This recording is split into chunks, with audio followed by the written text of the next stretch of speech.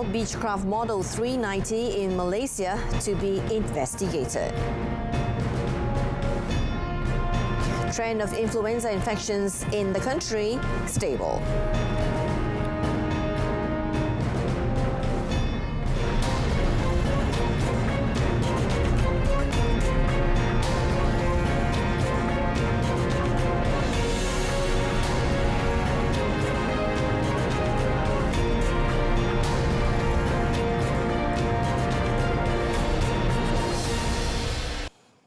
Good afternoon, Salam Malaysia Madani. Thank you for joining us. I'm Jessica Lee and you're watching Updates at Noon. The Ministry of Transport or MOT will ask the Civil Aviation Authority of Malaysia or CAAM to conduct an investigation into all Beechcraft Model 390 Premier 1 aircraft being used in Malaysia.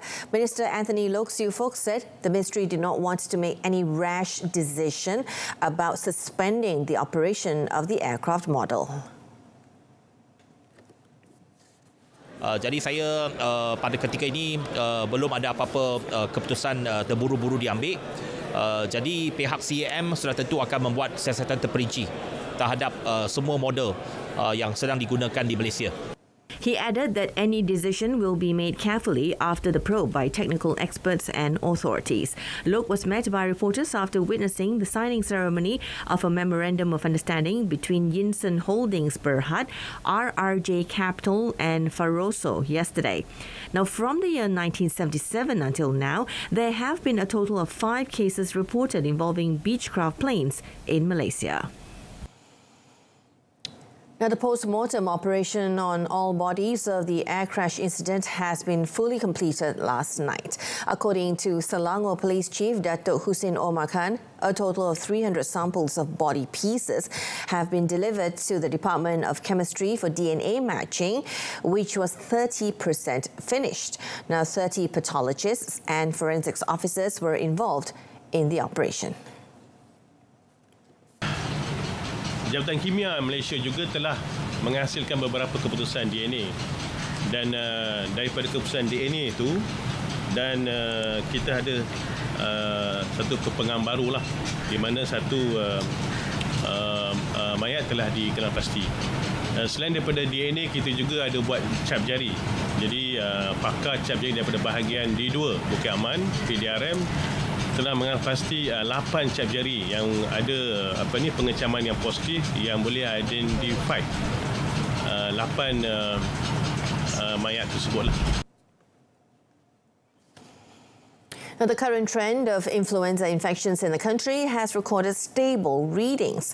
Health Director General Datuk Dr. Muhammad Razi Abu Hassan said the rate of consultancy for influenza-like illness or ILI cases is between 6.14 and 6.44% throughout last month. Meanwhile, the rate of ward admission for patients with a severe acute respiratory infection or SARI is between 6.98% and 8.79% throughout the same period. He explained that lab surveillance activities conducted by the Institute for Medical Research or IMR and National Public Health Laboratory MKAK also did not detect any abnormalities or mutations in the influenza virus that is contagious at this point. Epidemics caused by seasonal influenza viruses will cause mild fever, and the infection tends to occur throughout the year and can attack all ages. Now, currently, there are 19 clusters of respiratory infections other than COVID-19 reported in the 31st medical week. The highest clusters reported were in primary and secondary schools, a total of 101 clusters, followed by 40 clusters in kindergartens. Now, no deaths were reported in all clusters throughout this year. The institutional reformation agenda must be reinforced in the country to ensure that administrative efforts can be prioritised. Now, Minister in the Prime Minister's Department of Law and Institutional Reform, Datuk Sri Azalina Othman, believes this is important to improve various aspects such as legislation and administration coordination. She added that the formation of the unity government also has placed the institutional reformation agenda as a matter of great importance. Now, the effort is being continued as promised by the unity government. The country's institution should also be seen as an example to conduct balancing functions to serve justice for all parties. Datuk Sri Azalina said this when delivering her lecture in Parliament Lecture Series 3.0 at Parliament Building last night. Now, also present were Dewan Rakyat Speaker Tan Sri Johari Abdul and former Dewan Rakyat Speaker and former Court of Appeals Judge Dato Muhammad Arif Muhammad Yusof. The Domestic Trade and Cost of Living Ministry, or KPDN, is hoping to request additional allocation from the Finance Ministry next year to ensure the Rahmah sales program can be implemented on a larger scale. Now, Acting Minister Datuk Armiza Muhammad Ali said the ministry will present the proposal next week during a management session involving both ministries for the Budget 2024 initiative. Supaya bukan sahaja program jualan rahmah yang diikhtiarkan oleh legasi perjuangan Datuk Seri Salahuddin ini dapat diteruskan, namun kita juga memohon supaya peruntukan ditambah daripada 100 juta, 150 ke 200 juta kalau boleh dipertimbangkan, supaya tahun depan kita dapat melaksanakan lebih banyak dalam 3 model. He said this after the Simpang Jeram State Constituency Rahmah Sales Walkabout at JDT Corner Big Screen Southern Tigers, Dataran Cendrawasih, Sungai Abong. Recently, Prime Minister Datuk Sri Anwar Ibrahim approved an additional allocation of 50 million ringgit to extend the ongoing Rahmah Sales initiative.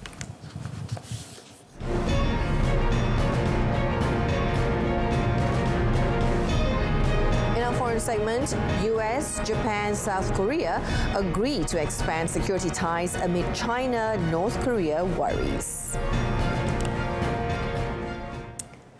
Pakistani traders staged a protest demonstration in the commercial capital of the country against the escalating costs of energy and essential food items amid mounting inflationary pressure.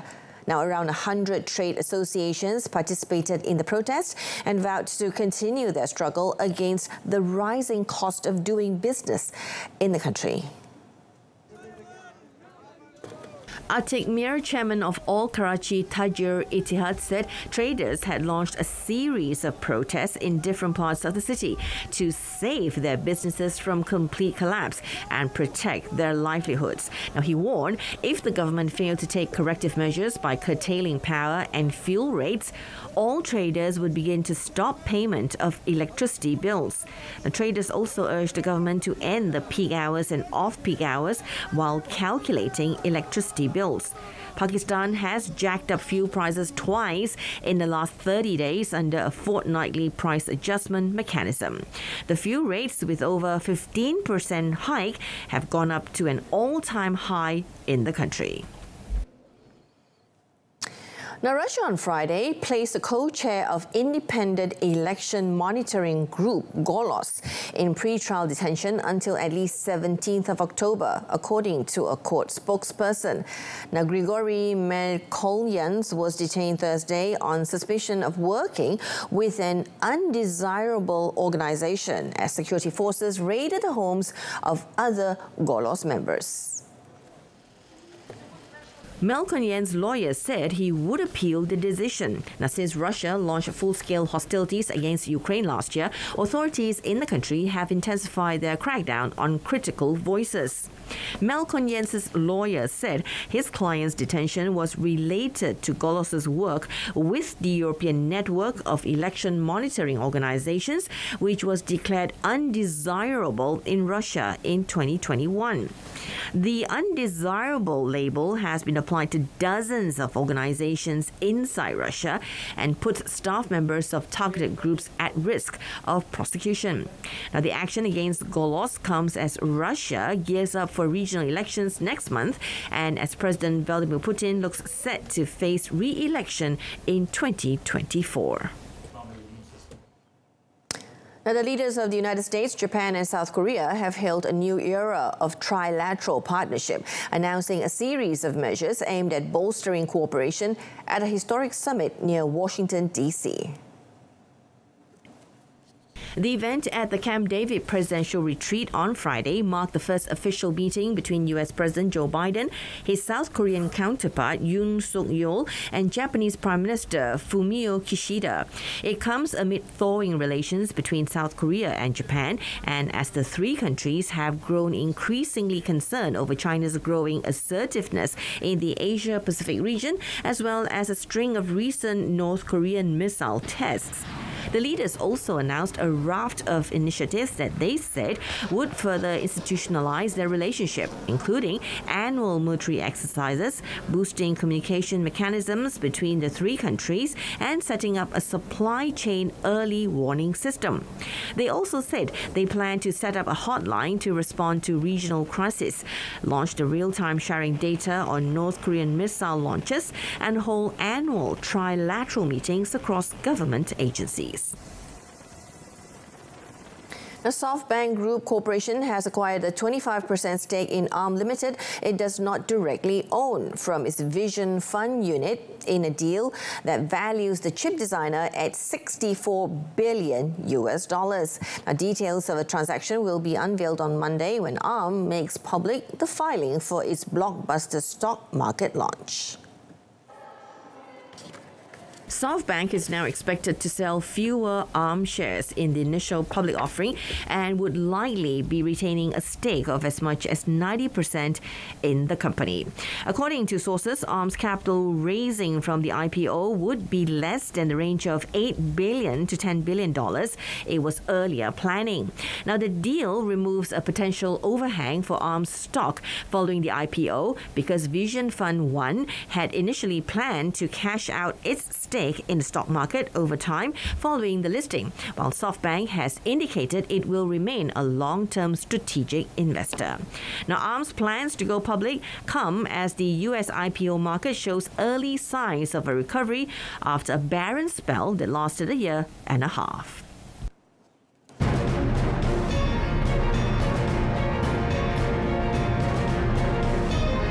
Coming up in sport, Fergus's brace helps Harimau Muda beat Indonesia 2-1 in AFF Championship.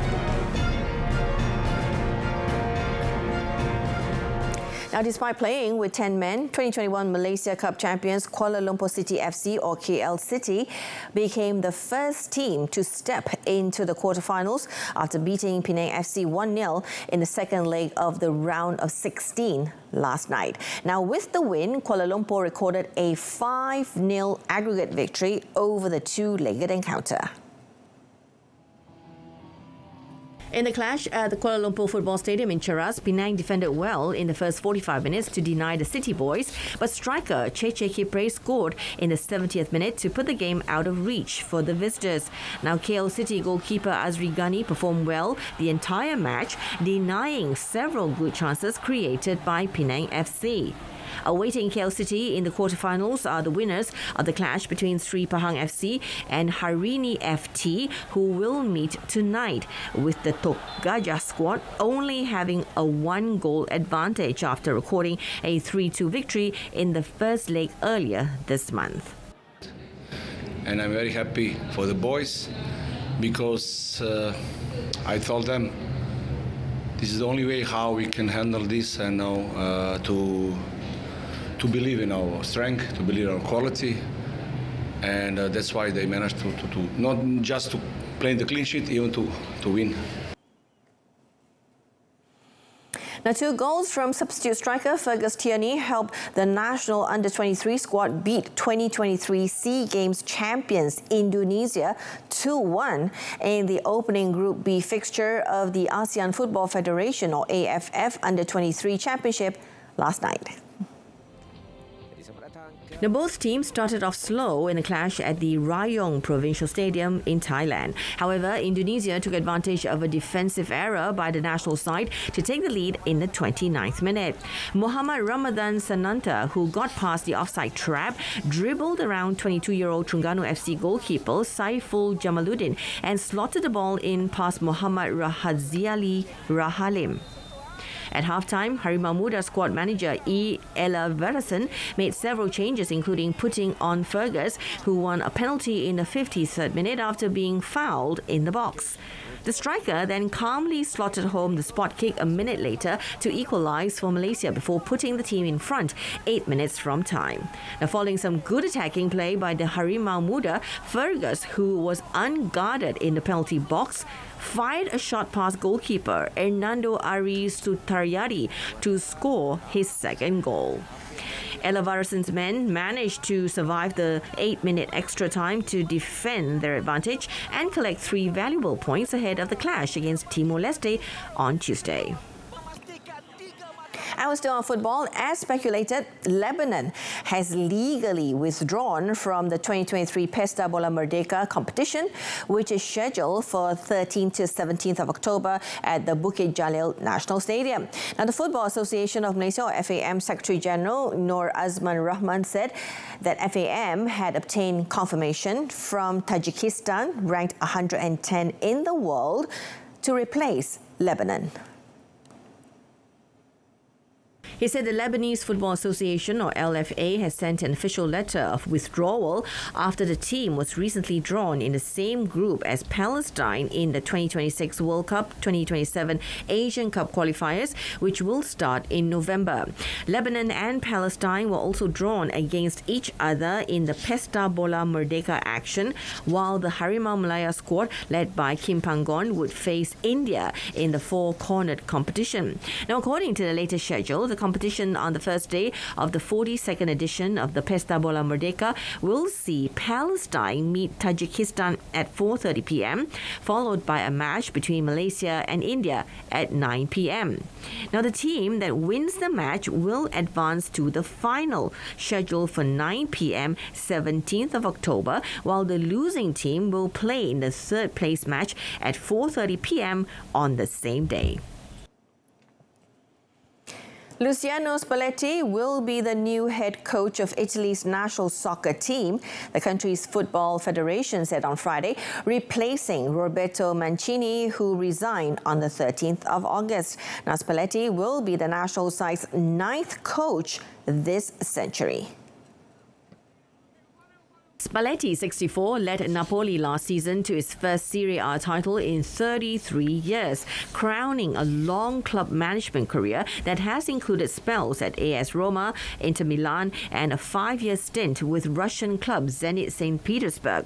Now, he stepped aside from the Napoli job in May after requesting a sabbatical and was replaced by Frenchman Rudy Garcia. The Italian Football Federation said on its website that Spalletti would take up the post from the 1st of September. It was reported that Spalletti's contract will run until the 2026 FIFA World Cup. His debut match in charge will be Italy's 2024 European Championship qualifier in North Macedonia on the 9th of September, and the Azzurri will then host Ukraine 3 days later. Now, Italy are currently third in Group C on 3 points from 2 matches, trailing Ukraine on 6 points from 3 games. Now, England lead the group with 12 points after 4 matches.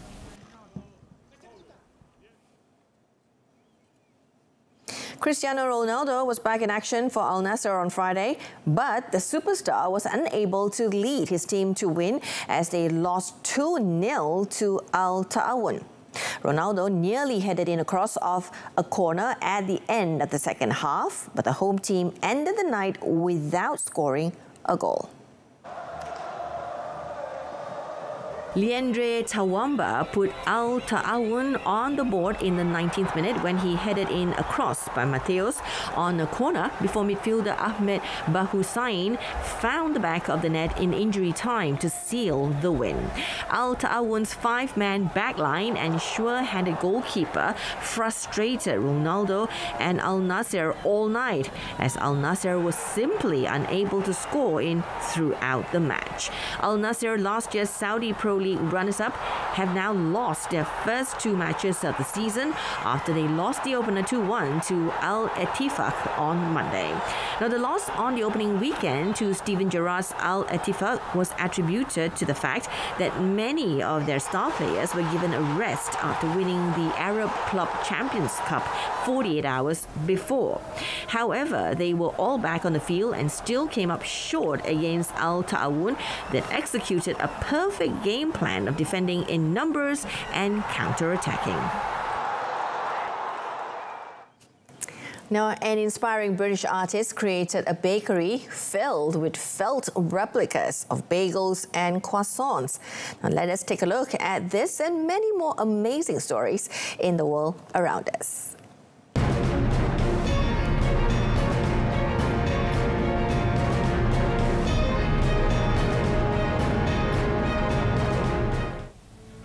At Felt's Bagels Bakery in Montauk, New York, the bagels are made entirely out of felt.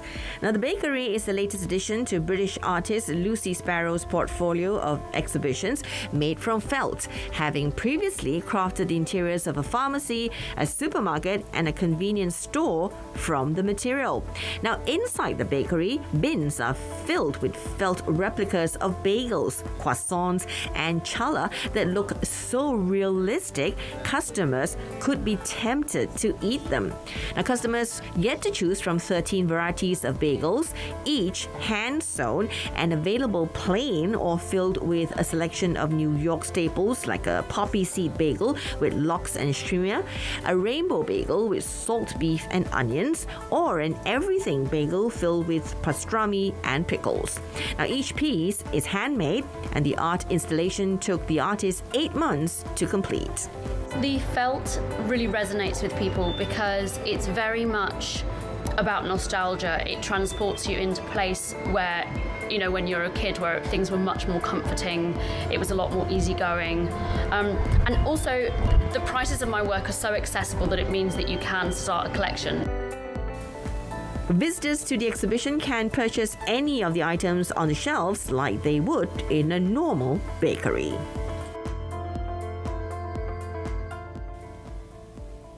The small Lebanese village of Rachaya Al-Fakar takes its name from the artisanal pottery workshops for which it is famous for. For generations, this traditional craft was common among residents who took pride in their own town's produce. But the country's many struggles over the years, including a civil war in 1975, followed by a conflict with Israel in the south, and descent into economic turmoil, took a toll on Rachaya Al-Fakar and its famous craft. Pottery maker Wasim Khalil said during the 1960s there were around 80 factories in the village that used to produce the craft in large amounts. نحن آخر معلمين أنا واثنين بالبضاعة اللي بدنا نشتغل فخار برغم كل هذه الظروف الصعبة اللي عم نمرق فيها والأزمات الاقتصادية أول شيء لا تستمر بهالمهنة بدك ماديات بدك دعم. However, Khalil is adamant on keeping this craft alive and continues using traditional methods to create pottery despite the challenges. Now, products made from pottery are mainly used in the kitchen and include canisters to hold water, oil, and food products. A green hydrogen pilot plant was opened in Rio de Janeiro with hopes it will promote the sustainable energy source with the help of H2-powered bicycles. The project, born from a Brazilian-German partnership, aims to research the potential use of H2 or green hydrogen in areas such as urban mobility. Now, the pilot plant will use solar panels to produce hydrogen, and 2 H2-powered bicycles will be made available to the public. A ideia é a gente descarbonizar o setor de transporte e mostrar a viabilidade técnica da gente ter mobilidade, seja urbana, entrega de mercadorias para delivery, com uma bicicleta ecologicamente correta, né, onde não vai ter bateria com o uso de metais pesados, por exemplo, e metais raros, mas sim uma outra tecnologia usando hidrogênio que dá uma autonomia maior, né, para de 150 quilômetros e é sustentável. The project is run by the Alberto Luis Coimbra Institute for Graduate Studies and Research in Engineering, a research center at the Federal University of Rio de Janeiro in partnership with the H2 Brazil project.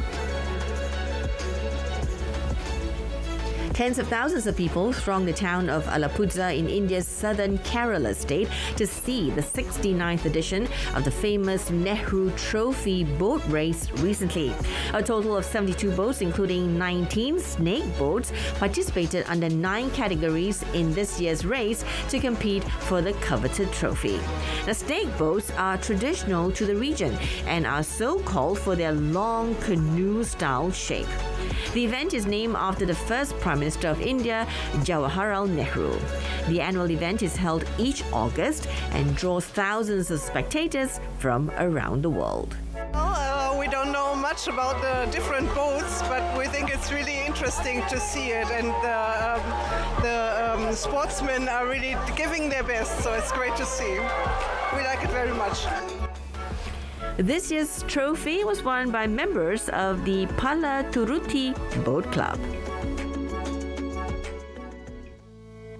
Palestinians of all ages enjoyed a trip to the movies at a rare big screen event on the Gaza beachfront with car tires, rocks and mounds of sand as seats. The open-air show, with a playlist including the animated children's comedy Ferdinand, was for many viewers a first experience of a projected film since the impoverished enclave's last cinema closed more than 3 decades ago. Hosted by the Seize Hours Cafe, the screenings were designed to promote issues of culture and history approved by the Hamas government. They left some in the audience longing for more. The cinema once flourished in Gaza, with Palestinians flocking to see Arab, Western and Asian films.